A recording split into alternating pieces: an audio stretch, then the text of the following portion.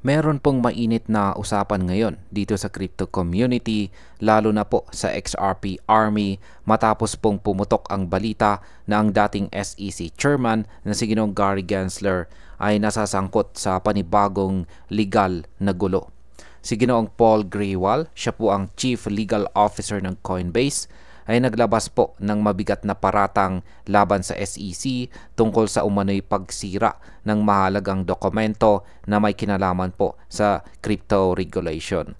Kaya yan po ang siyang ating pag-uusapan sa video na ito, pero bago po tayo magpatuloy ay pakibasa na lamang po muna ang disclaimer dito po sa ibaba ng ating screen. Ayan, ano po ba ang lumabas na investigasyon ng Inspector General? Ayon po kay Ginoong Grewal, ipinakita ng SEC Officer of Inspector General na nawala o sinira ang mga text messages mula October 2022 hanggang September 2023. Ang mga messages na ito ay sakop dapat ng Freedom of Information Act request na matagal nang ipinapadala para sa mga usapin tungkol sa crypto regulation. Ang mas mabigat, halos isang taon ng messages mula kay Gary Gensler mismo ang nawala matapos matanggap ang FOIA request. Pero bago po magsimula ang kaso.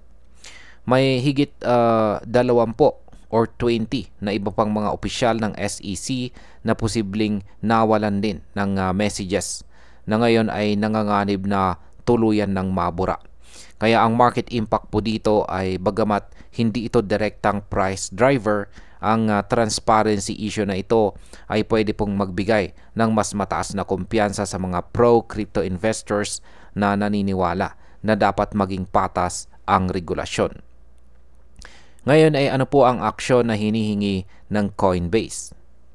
Ang Coinbase ay humiling po sa korte ng mabilis na discovery process, sanctions, at ang agarang pag-produce ng anumang natitirang text messages.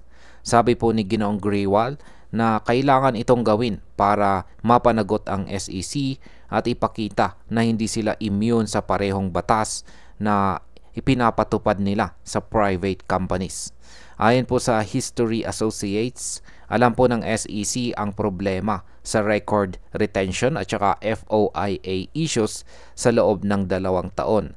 Pero hindi po nila ito isinawalat sa 14 na buwan or 14 months ng litigation. Kaya sa market impact, kung mapilitan po ang SEC na maging mas transparent at saka accountable, maaari itong magresulta sa mas malinaw at pro-crypto na regulasyon na pabor sa mga project tulad ni XRP. Paano naman po nag-react ang XRP Army dito? Ayan, masaya po ang maraming XRP supporters sa balitang ito.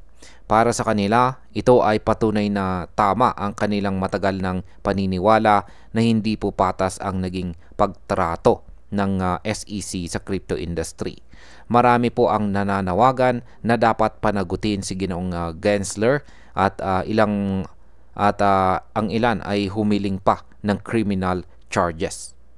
Ang iba po ay nagbigay diin na ang SEC ay dapat sumunod sa parehong standards ng transparency na ipinapataw nila sa mga private firms.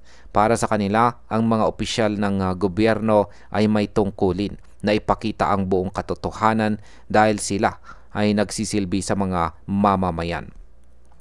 Ang market impact po dito ay ang ganitong balita ay nagpapalakas ng moral ng mga XRP holders at maaari pong magdagdag ng bullish sentiment sa market, lalo na kung patuloy na mababalita ang accountability sa dating pamunuan ng SEC. Yan, bilang panghuli, ang opinion ko naman tungkol dito ay magandang hakbang ito para sa transparency sa crypto regulation. Kapag naging mas malinaw po ang proseso at naparusahan ang mga posibleng maling gawain, mas lalaki po ang tiwala ng market. Posibleng makatulong ito kay XRP at sa buong crypto industry na magkaroon ng mas patas na regulasyon sa hinaharap.